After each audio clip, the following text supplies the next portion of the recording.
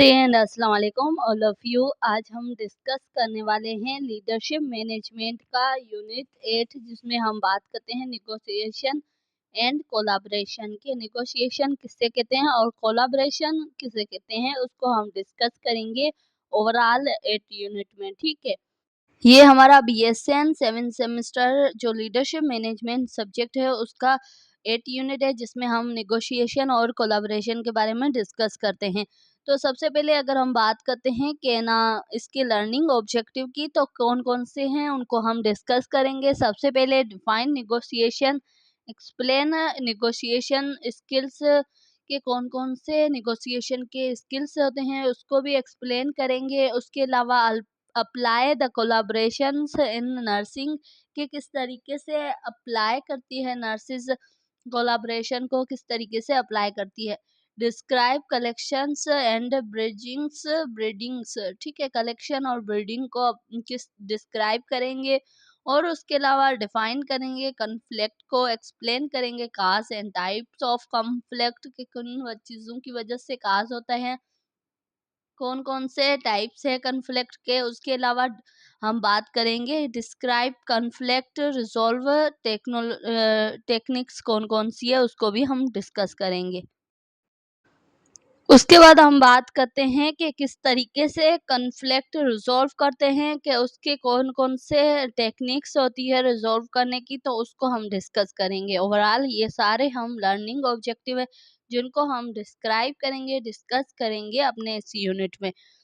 ठीक है, निगोशिएशन क्या है। निगोशिएशन में हम बात करते हैं, negotiation is the process in the two और more peoples discuss issues each mutually acceptable agreement. जो एक्सेप्टेबल आर्ग्यूमेंट होते हैं, ठीक है, वो क्या है कि दोनों के सेम होते हैं, तो फिर भी क्या है कि वो निगोशिएशन करते हैं किसी चीज के लिए। ठीक है, टू और more people discuss same issues, एक ही इश्यूज के बारे में जो लोग डिस्कस कर रहे होते हैं। ठीक है, मैच्यूल उनका जो एक्सेप्टेबिलिटी होती है कि उस आर्ग्यूमेंट के लिए, तो उसको हम क्या कहते हैं, negotiations. Nursing negotiation with nursing managers, they change duty staffs, के हम अगर नर्सिंग जो मैनेजर या फिर नर्सिंग जो है नर्स, उन दोनों में यही होता है कि निगोशिएशन इस चीज की होती है कि किस तरीके से चेंज करें ड्यूटी स्टाफ की। ठीक है, तो उसको हम निगोशिएशन कहते हैं। A nurse discuss the patient care with doctors and agree on the best treatment, और उसके अलावा एग्री होती है कि बेस्ट ट्रीटमेंट उसको दे सके। तो ये भी एक निगोशिएशन हो गया कि है ना, नर्स अपने जो डॉक्टर है उससे निगोशिएशन कर रही है किसी चीज के लिए। ठीक है, उसके बाद आ जाता है कि objective of negotiation solve problem, कि किसी भी चीज प्रॉब्लम है उसको सॉल्व करने के लिए हम क्या करते हैं, निगोशिएशन करते हैं। दो या दो से ज्यादा लोग मिलके इस सेम इशू पे बात करना, और रीच आर्ग्यूमेंट्स, जो आर्ग्यूमेंट होते हैं उनको रीच करना। उसके अलावा इम्प्रूव कम्युनिकेशंस, बिल्ड ट्रस्ट, जो ट्रस्ट है वो भी बिल्ड करना। अचीविंग ऑर्गेनाइजेशनल गोल, रिड्यूस कन्फ्लिक्ट, जो भी कन्फ्लिक्ट है उसको भी रिड्यूस करना। ये सारे आ जाते हैं निगोशिएशन में, कि अगर आप निगोशिएशन कर रहे हो तो उसके ऑब्जेक्टिव ये सारे होते हैं कि आपको इसलिए निगोशिएशन करनी होती है। उसके अलावा इम्पोर्टेंस की बात करते हैं कि इम्पोर्टेंस ऑफ निगोशिएशन क्यों होता है, कि इसकी क्यों ज़रूरी है। निगोशिएशन इसलिए ज़रूरी है, इम्प्रूव करता है वो टीम वर्क को, क्योंकि आपसे ज़्यादा लोगों के सेम ही डिसीजन होते हैं या फिर सेम ही उनकी प्रॉब्लम होती है, तो आप सही से रख पाते हो मैनेजर के सामने या फिर किसी के भी सामने अपनी प्रॉब्लम को। तो इम्प्रूव होती है टीम वर्क, और बेटर डिसीजन होता है, क्योंकि आप सबको अगर कोई चीज़ गलत लग रही है तो वो एक बेहतर क्या है, डिसीजन है। रिड्यूस करता है मिसअंडरस्टैंडिंग को, और उसके अलावा इम्प्रूव करता है पेशेंट केयर को। अगर आप निगोशिएशन हो तो फिर आप डॉक्टर के साथ उस तरीके से कम्युनिकेशन करते हो ताकि आपके पेशेंट की केयर अच्छे से हो सके, उस हिसाब से आप उसका ट्रीटमेंट करवाते हो। और इम्प्रूव होता है जॉब सेटिस्फिकेशन, भी इम्प्रूव होती है निगोशिएशन से। उसके अलावा क्या होता है,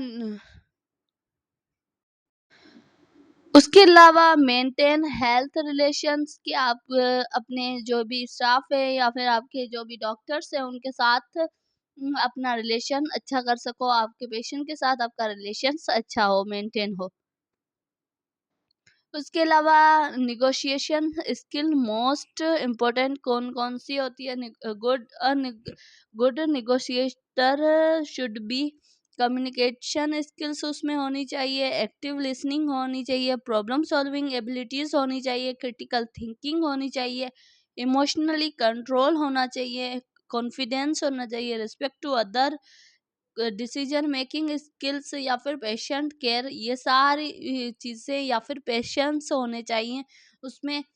हर चीज़ का उसमें बर्दाश्त होनी चाहिए। ये सारे क्या है, इस मोस्ट इम्पोर्टेंट स्किल्स होते हैं जो निगोशिएशन होता है, जिसमें निगोशिएशंस होती है, जिसमें निगोशियर जो इंडिविजुअल होता है उसमें ये सारी स्किल्स होना बहुत ही ज़रूरी होता है। ठीक है, उसके अलावा इजी, अगर इजी इसका न्यूमेरिक देते हैं तो क्या आ जाता है, सीपीडी एंड सीआर, जिसमें आ जाता है communication, active listening, problem solving abilities, emotional control, decision making, उसके अलावा कॉन्फिडेंस प्लस रिस्पेक्ट, ये सारी चीजें आ जाती है निगोशिएशन में। ठीक है, एक निगोशियर होता है उसमें ये सारी चीजें होना बहुत ही जरूरी होती है। उसके बाद बात करते हैं स्टेप्स ऑफ नेगोशिएशंस। जो स्टेप्स होते हैं उसमें हम क्या करते हैं, आइडेंटिफाई करते हैं प्रॉब्लम्स को और गैदर करते हैं इंफॉर्मेशन को। उसके अलावा डिस्कस पॉसिबल सॉल्यूशन इसका क्या है उसके बारे में डिस्कस करना।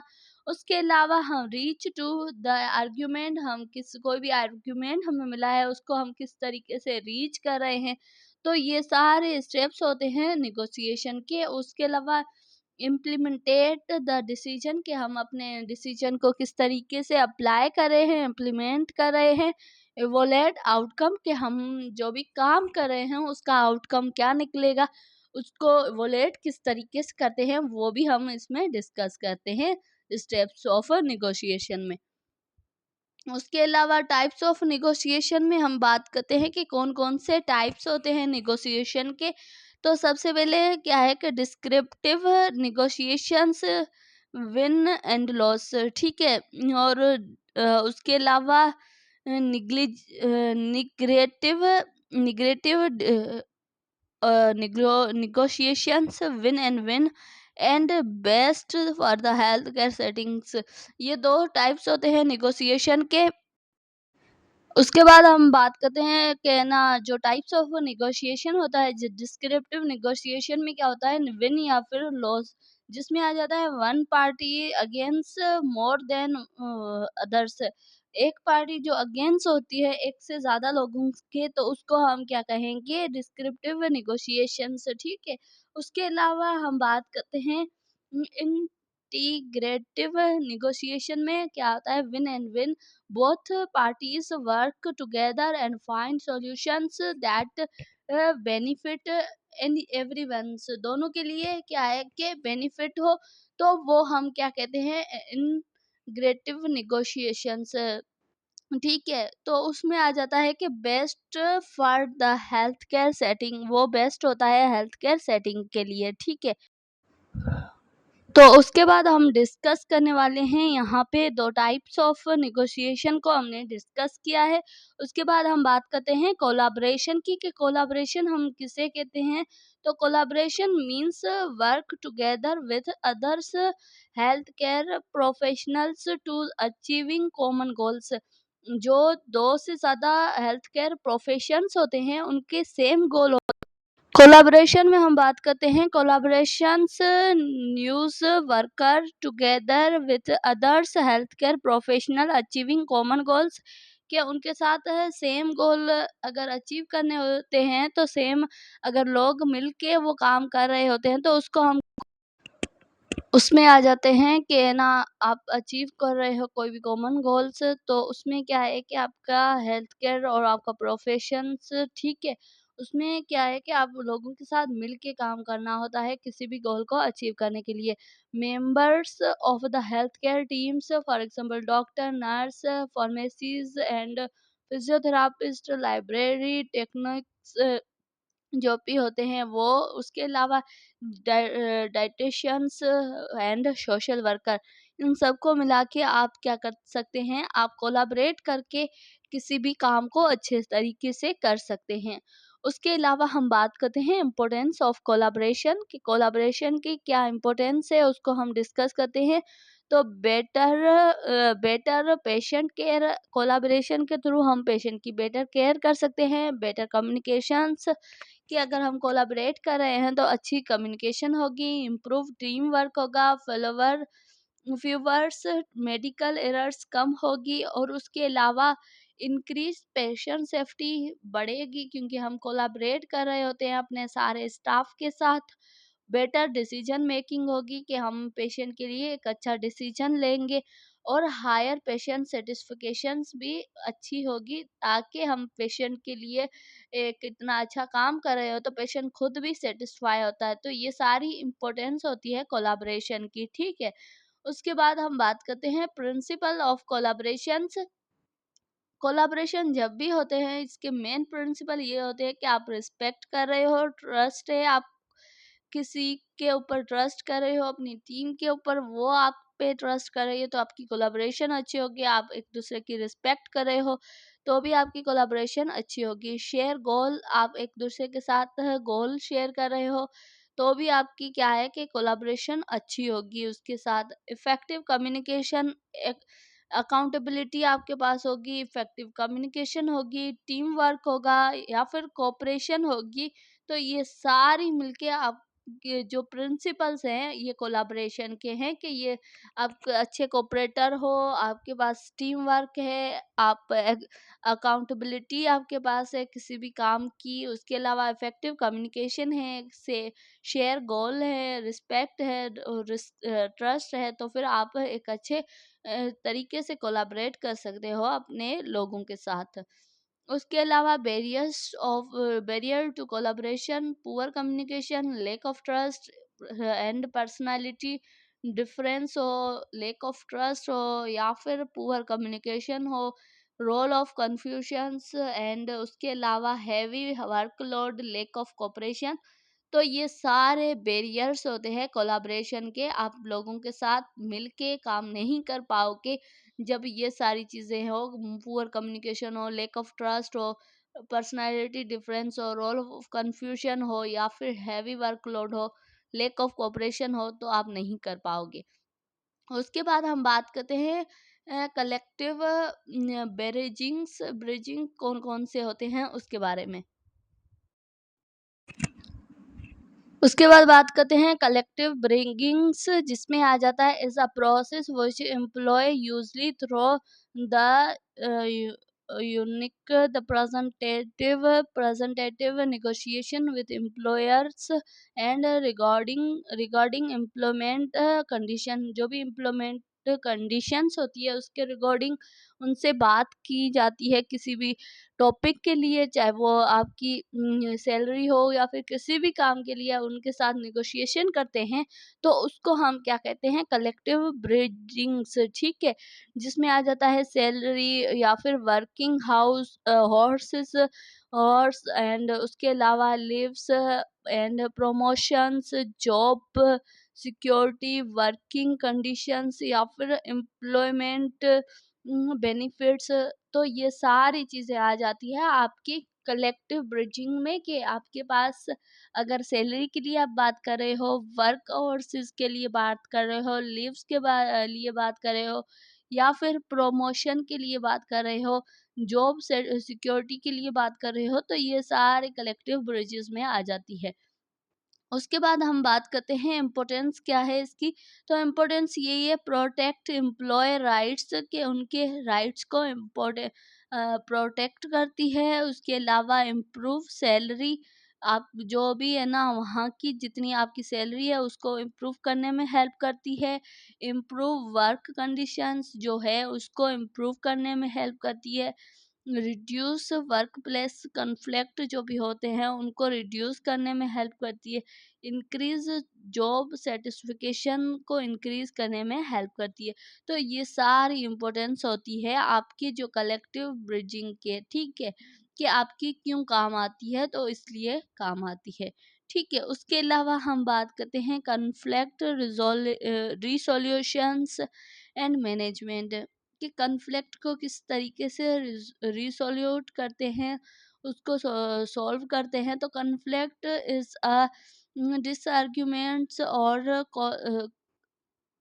crust between two or more peoples because of a difference in own options, opinions, goal and value, क्या है कि इंटरेस्ट के उनके अलग ओपिनियंस हो, गोल्स हो, वैल्यू हो, इंटरेस्ट हो, तो उसके हिसाब से आप आर्ग्यू कर रहे हो, वो अपने हिसाब से आर्ग्यू कर रहा है, तो उसके बीच में कन्फ्लिक्ट बन जाता है। तो उसको आप किस तरीके से रिजोल्व कर रहे हो।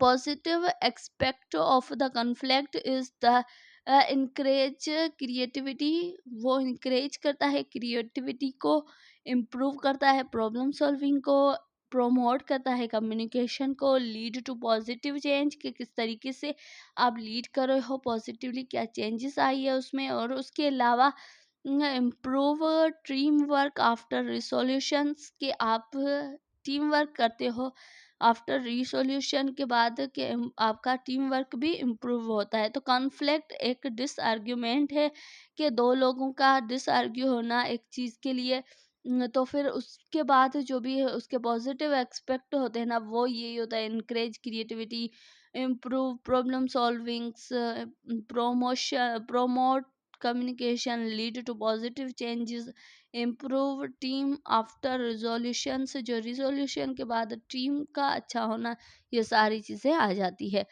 उसके बाद बात करते हैं negative expect of the conflict, कौन कौन से होते हैं। स्ट्रेस, पुअर कम्युनिकेशन, या फिर रिड्यूस प्रोडक्टिविटी, के जो भी है ना आपके कन्फ्लिक्ट है उसका नेगेटिव इफेक्ट आप पे क्या पड़ता है, कि आप स्ट्रेसफुल हो जाते हो, पुअर आपकी कम्युनिकेशन हो जाती है, रिड्यूस प्रोडक्टिविटी कम हो जाती है, पुअर टीम वर्क, लो जॉब सेटिस्फिकेशंस, पुअर पेशेंट केयर, आप ना पेशेंट की केयर कर पाते हो, ना आपके पास जॉब सेटिस्फिकेशन होती है, पुअर टीम वर्क होती है, लोगों के साथ सही से आप काम नहीं कर पाते हो, इतना प्रोडक्टिव काम नहीं कर पाते हो अच्छे तरीके से, पुअर कम्युनिकेशन होती है पेशेंट के साथ, या फिर अपने जो कलीग्स होते हैं उनके साथ, स्ट्रेसफुल इन्वायरमेंट आपके लिए बन जाती है। ये सारे नेगेटिव एक्सपेक्ट है कन्फ्लिक्ट के। उसके अलावा cause of conflict, poor communication, personality difference, limited resources, heavy workload, uncleared roles and competitions, compensations, difference value और बिलीव्स, तो ये सारे क्या है काज ऑफ कन्फ्लिक्ट। उसके अलावा टाइप्स ऑफ कन्फ्लिक्ट की बात करते हैं तो डिफरेंट टाइप्स ऑफ कन्फ्लिक्ट आते हैं।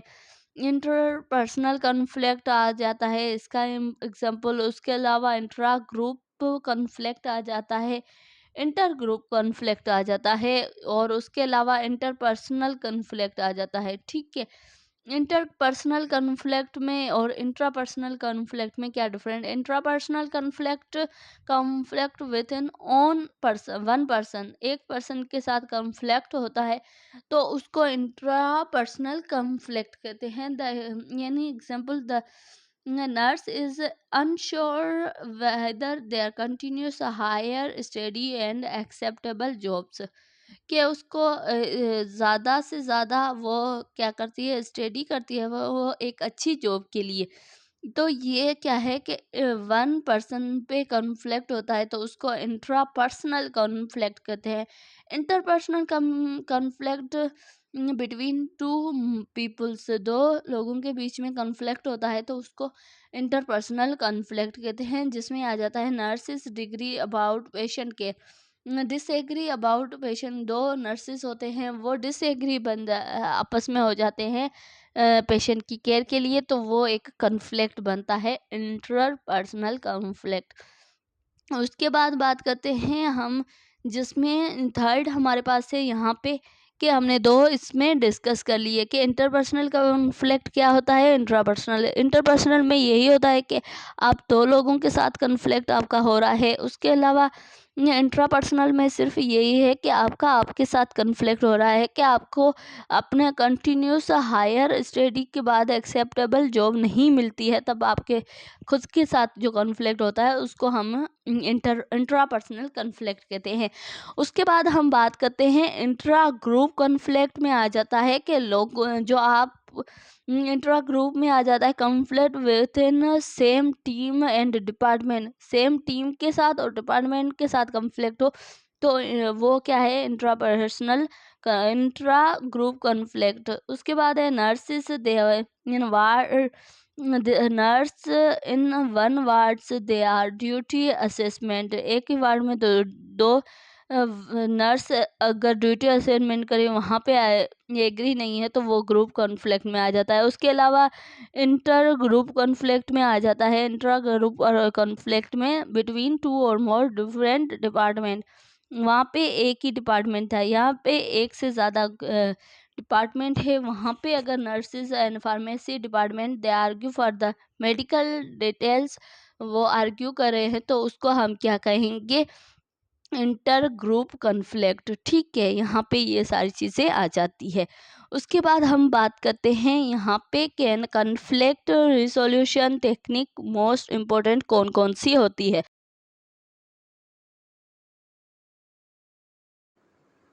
इसमें हम सबसे पहले बात करने वाले हैं यहाँ पे अवॉइडिंग की, इग्नोर और पोस्टपोन्स द कन्फ्लिक्ट के इग्नोर करना कन्फ्लिक्ट को या फिर पोस्टपोन करना, उसको बढ़ाना, ठीक है, वो छोड़ना। तो इसको हम क्या कहते हैं, किस तरीके से आप रिजॉल्व कर रहे हो, कन्फ्लिक्ट को अवॉइड कर रहे हो एंड उसको पोस्टपोन कर रहे हो कन्फ्लिक्ट को। Use when the issues is minor, अगर इशू माइनर है तो आप उसको अवॉइड कर रहे हो। ठीक ठीक है। उसके अलावा क्या है कि अकाउंटिंग्स जिसमें आ जाता है कि one person give in maintain harmony, के वो एक पर्सन किस तरीके से अपनी हार्मनी को मेंटेन कर रहा है, तो वो भी आ जाता है कि है ना, अगर कॉन्फ्लिक्ट है उसमें वो अपनी हार्मनी को मेंटेन करके रख रहा है, ऐसी कोई भी बात नहीं बोल रहा है जो दूसरों को बुरी लग सके। ठीक है। Use when the relations more important then issues, relations ज़्यादा इम्पोर्टेंट होते हैं किसी भी इश्यूज से। ठीक है, क्योंकि इश्यूज रिजॉल्व हो जाते हैं, रिलेशंस अगर खराब होते हैं तो वो सही से हम उसको ठीक नहीं कर पाते हैं। और कंपेशंस कंपेटिंग्स जिसमें आ जाता है one person insets on the own solution, वो अपना सॉल्यूशन खुद निकालता है। Use when the immediately decision is needed, वो इमीडिएटली डिसीजन लेता है जब नीड होती है तब। और कंप्रोमिसिंग्स जिसमें आ जाता है, जिसमें both parties give up same things, से दोनों पार्टीज गिव अप हो रीच एनी आर्ग्यूमेंट, वो दोनों पार्टीज एक आर्ग्यूमेंट से रीच कर दे तो उसको हम क्या कहते हैं कि कंप्रोशंस, कोऑपरेशन करके और कंप्रोज कर जाती है उस उस कॉन्फ्लिक्ट को। उसके अलावा using both have equal power, दोनों के पास एक जैसा पावर होता है तो वो दोनों उस आर्ग्यू को छोड़ देती है। उसके अलावा कोलाब्रेशन में best methods, both parties work together find win and win solution find करती हैं, और best for long term team work and patient के, और लॉन्ग टर्म टीम वर्क करती है और पेशेंट की केयर करती है अच्छे से। तो ये सारी चीज़ें आ जाती है कन्फ्लिक्ट रिसोल्यूशन में या फिर रिसोल्यूशन टेक्निक्स में। ठीक है।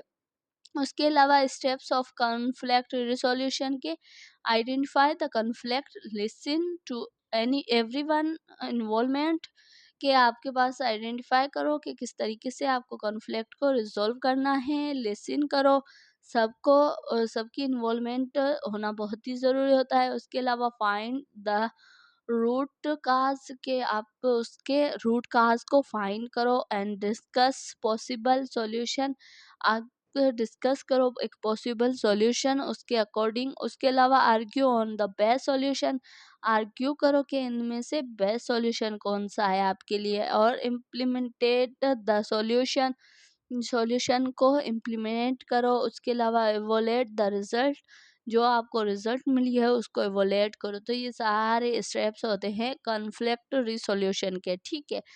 उसके अलावा रोल ऑफ नर्सिंग मैनेजर के क्या रोल्स होते हैं। The nurse manager should be encourage open communications, listen fairly to all participate, जो भी ऑल पार्टीज होती है उनके साथ फेयरली कम्युनिकेट करे, और स्टे न्यूट्रल, उसके साथ स्टे न्यूट्रल रहे, solve problem quickly, promote team work को प्रोमोट करे, and ensure the patient safety, follow the hospital policy, और जो हॉस्पिटल की पॉलिसी है उसको भी फॉलो करे।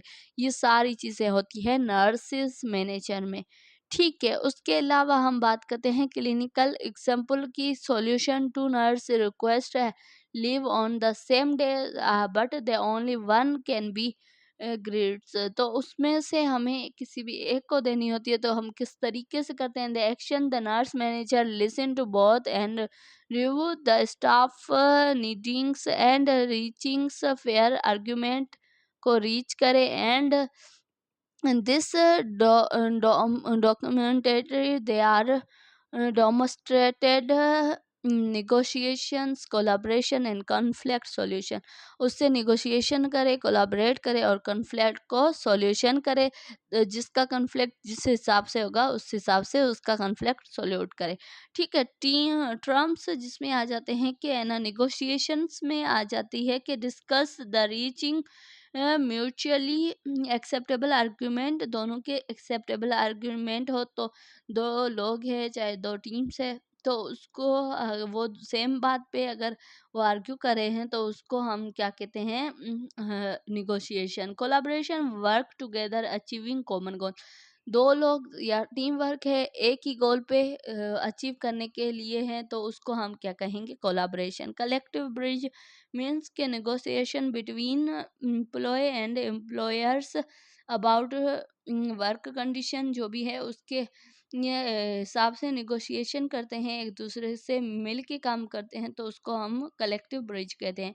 Conflict disarguments between individual and groups, disargue हो किसी चीज़ के लिए उसको हम कन्फ्लिक्ट करते हैं। कन्फ्लिक्ट मैनेजमेंट में आ जाता है the process to resolving disargument and constructive, फिर कंस्ट्रक्टिव और डिसआर्ग्यूमेंट को रिजॉल्व करे, तो उसको हम क्या कहते हैं, conflict management. So thank you so much, आज का वीडियो इतना ही, मिलते हैं नेक्स्ट वीडियो में, तब तक टेक केयर। आज हमने ओवरऑल यहाँ पे जो हमारा 8 यूनिट था उसको कम्प्लीटली डिस्कस किया। जो लीडरशिप मैनेजमेंट में जितने भी टॉपिक थे 8 यूनिट के, उन सबको हमने आज डिस्कस किया। So thank you so much.